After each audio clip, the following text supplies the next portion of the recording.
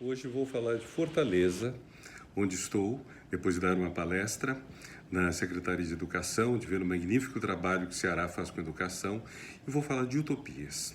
Utopia é uma palavra que vem do grego, mas que foi inventada somente em 1500 por Thomas More, como se diz em inglês, Thomas Moros, como seria em latim e muita gente usa, inclusive eu mesmo, e que inventou essa palavra que literalmente quer dizer o quê?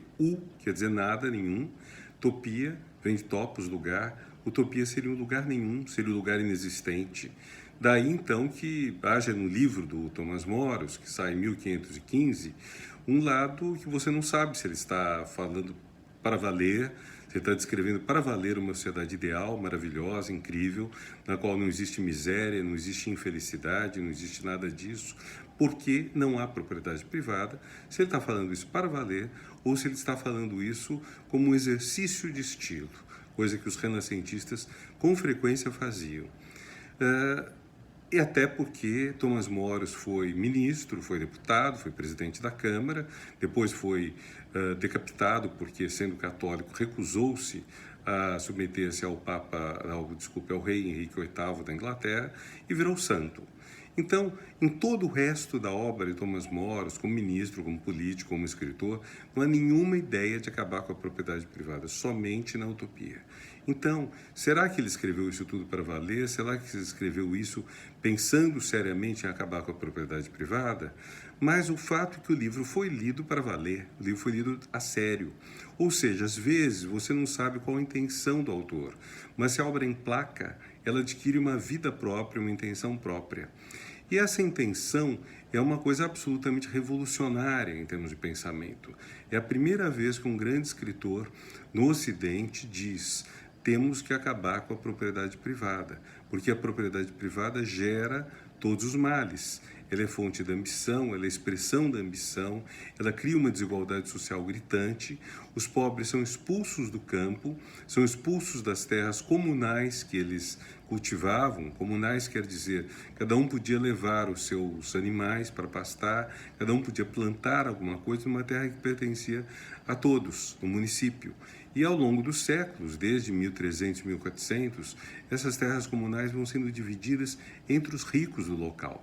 Não é uma divisão igualitária entre todos os habitantes do município, é uma divisão em função da riqueza que as pessoas já têm.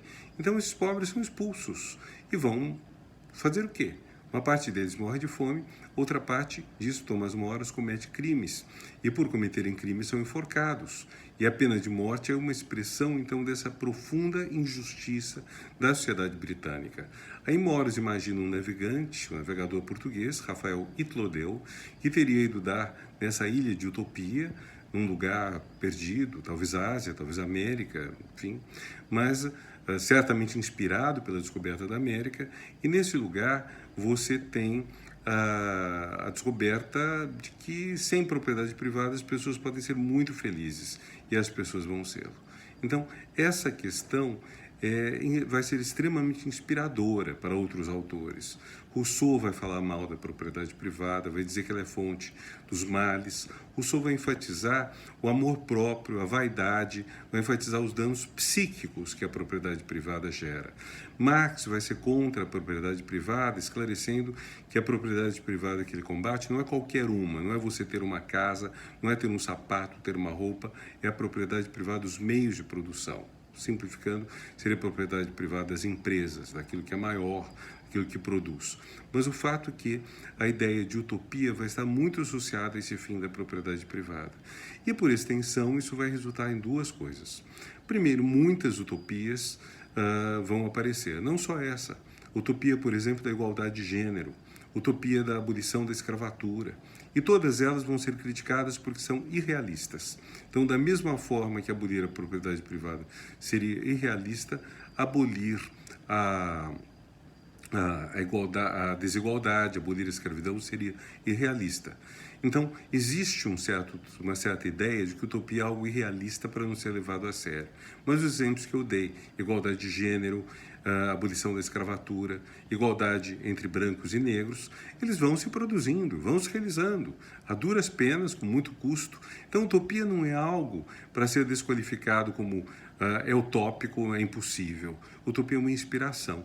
é o que faz você sair da banalidade, da repetição sempre da mesma coisa, para, enfim, fazer projetos que talvez não se realizem integralmente, que certamente não se realizam de um dia para a noite, mas que fazem que essa vida melhore.